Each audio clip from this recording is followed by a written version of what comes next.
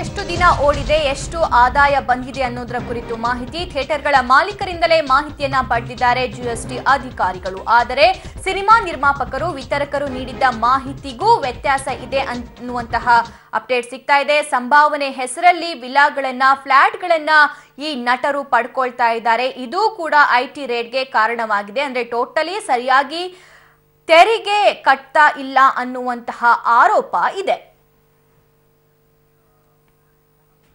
ಈ ಕುರಿತಂತೆ ಹೆಚ್ಚಿನ ಅಪ್ಡೇಟ್ಸ್ ಪಡ್ಕೊಳ್ಳೋಣ ನಮ್ಮ ಪ್ರತಿನಿಧಿ ಮುರಳೀಧರ್ ಅವರಿಂದ. ಮುರಳಿ, ಡೈರೆಕ್ಟ್ ಆಗಿ ಈ ಪಾಯಿಂಟ್ ಬರೋದು ತೆರಿಗೆ ಮೇಲೆ, ಅಂದ್ರೆ ತೆರಿಗೆ ಸರಿಯಾಗಿ ಕಟ್ತಾ ಇಲ್ಲ, ಜೊತೆಗೆ ನಿರ್ಮಾಪಕರು ಮತ್ತು ವಿತರಕರು ಹೇಳಿರುವಂತಹ ಎರಡೂ ಮಾಹಿತಿಗೂ ವ್ಯತ್ಯಾಸ ಇದೆ ಅನ್ನುವಂತಹ ಮಾಹಿತಿ ಬರ್ತಾ ಇದೆ.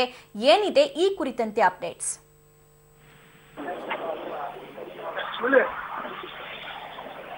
ನನ್ನ ಧ್ವನಿ ಕೇಳಿಸ್ತಾ ಇದೆಯಾ ಮುರಳಿ?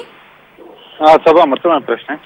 ಎಸ್, ನಿರ್ಮಾಪಕರು, ವಿತರಕರು ಕೊಟ್ಟಿರುವಂತಹ ಮಾಹಿತಿಯಲ್ಲಿ ವ್ಯತ್ಯಾಸ ಇದೆ ಅನ್ನುವಂತಹ ಅಪ್ಡೇಟ್ ಸಿಗ್ತಾ ಇದೆ.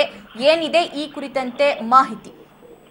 ಖಂಡಿತವಾಗಿ ಸಭಾ ಏನಂದ್ರೆ ಐಟಿ ದಾಳಿ ನಡೆದ ಸಂದರ್ಭಕ್ಕೆ ಪ್ರಮುಖವಾಗಿ ಜಿಎಸ್ಟಿ ವಿಜಿಲೆನ್ಸ್ ಅವರು ಐಟಿ ಇಲಾಖೆಗೆ ಒಂದು ಮಾಹಿತಿಯನ್ನ ರವಾನೆ ಮಾಡ್ತಾರೆ. ಮಾಹಿತಿಯನ್ನ ರವಾನೆ ಮಾಡೋ ಸಂದರ್ಭದಲ್ಲಿ ಜಿಎಸ್ಟಿ ವಿಜಿಲೆನ್ಸ್ ಅವರು ಹೇಳುವಂತದ್ದು ಅಂದ್ರೆ ಬೆಂಗಳೂರಿನಲ್ಲಿ ಅಂದ್ರೆ ಸೌತ್ ಇಂಡಿಯನ್ ಮೂವೀಸ್ಗೆ ಸರಿಸುಮಾರು 25% ನಷ್ಟು ಏನು ಲಾಭ ಸಿಗ್ತಾ ಇತ್ತು. ಮತ್ತೆ ಬೇರೆ ಬೇರೆ ಭಾಷೆಯ ಚಿತ್ರಗಳಿಗೆ 15% ಅಷ್ಟು ಲಾಭ ಸಿಗ್ತಾ ಹೋಗುತ್ತೆ. ಆದ್ರೆ 25% ಲಾಭ ಸಿಕ್ಕಿದ್ರು ಸಹ ಯಾವುದೇ ರೀತಿಯಾದಂತ ಮಾಹಿತಿಯನ್ನಾಗ್ಲಿ, ಒಂದು ಚಿತ್ರ ನಿರ್ಮಾಣ ಮಾಡ್ಲಿಕ್ಕೆ ಎಷ್ಟು ಹೂಡಿಕೆಯನ್ನ ಮಾಡಿದೀವಿ, ಅದರಿಂದ ಎಷ್ಟು ಲಾಭ ಬಂದಿದೆ, ಜೊತೆಗೆ ಅದರಿಂದ ಎಷ್ಟನ್ನು ನಾವು ಬೇರೆ ಬೇರೆ ಶೇರ್ ಗಳನ್ನ ನೀಡಿದೀವಿ ಅನ್ನೋದ್ರ ಬಗ್ಗೆ ಯಾವುದೇ ರೀತಿ ಮಾಹಿತಿಯನ್ನ, ಮನೋರಂಜನಾ ತೆರಿಗೆಯನ್ನು ಸಹ ಜಿಎಸ್ಟಿ ಅಧಿಕಾರಿಗಳಿಗೆ ನೀಡ್ತಾ ಇರಲಿಲ್ಲ ಅನ್ನೋದ್ರ ಬಗ್ಗೆ ಜಿಎಸ್ಟಿ ವಿಜಿಲೆನ್ಸ್ ಅವರು ಐಟಿ ಅಧಿಕಾರಿಗಳಿಗೆ ಮಾಹಿತಿಯನ್ನ ನೀಡ್ತಾರೆ. ಮಾಹಿತಿಯನ್ನು ನೀಡಿದಾಗ ಐಟಿ ಅಧಿಕಾರಿಗಳು ಸಹ ಇದ್ರ ಬಗ್ಗೆ ಎಚ್ಚೆತ್ಕೊಳ್ಳುವಂಥದ್ದು. ಎಚ್ಚೆತ್ಕೊಂಡ ಸಂದರ್ಭದಲ್ಲಿ ಏನೋ ಮಲ್ಟಿಪ್ಲೆಕ್ಸ್ ಗಳಲ್ಲಿರ್ಬೋದು, ಮತ್ತೆ ಬೇರೆ ಬೇರೆ ಥಿಯೇಟರ್ ಗಳಿರ್ತವೆ, ಥಿಯೇಟರ್ ಗಳಲ್ಲೂ ಸಹ ಏನು ಒಂದಷ್ಟು ಮಾಹಿತಿಯನ್ನ ಕಲೆ ಹಾಕ್ತಾ ಹೋಗ್ತಾರೆ. ಅಂದ್ರೆ ಸರಿಸುಮಾರು ಸಾಕಷ್ಟು ದಿನಗಳಿಂದ ಈ ಮಾಹಿತಿಯನ್ನ ಕಲೆ ಹಾಕ್ತಾ ಹೋಗುವಂಥದ್ದು. ಮಾಹಿತಿಯನ್ನ ಕಲೆ ಹಾಕುವ ಸಂದರ್ಭದಲ್ಲಿ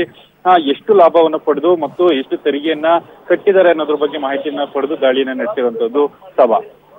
ಓಕೆ ಮುರಳಿ, ಥ್ಯಾಂಕ್ ಯು ನಿಮ್ಮೆಲ್ಲ ಮಾಹಿತಿಗೆ.